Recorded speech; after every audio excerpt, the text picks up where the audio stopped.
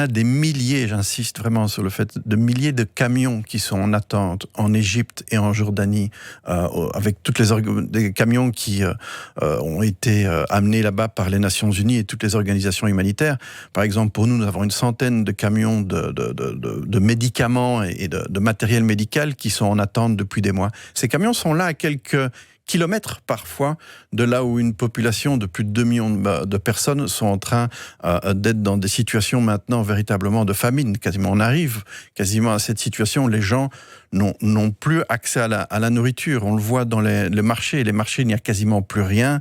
Le prix de la nourriture. Et c'est Israël qui explosé. bloque toujours l'entrée de ces camions pour l'instant. Oui, tout à fait. Oui. Vous ne croyez pas du coup au fait qu'ils vont libérer cette entrée ? Combien de camions sont déjà entrés depuis ce week-end, par exemple, on le sait ?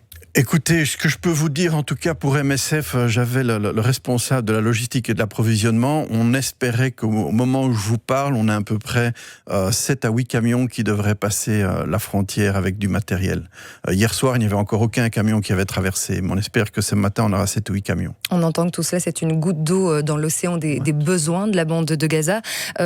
Malgré tout, cette goutte d'eau, pourquoi Israël accepte de la lâcher aujourd'hui? Selon vous, les pressions internationales ont monté d'un cran?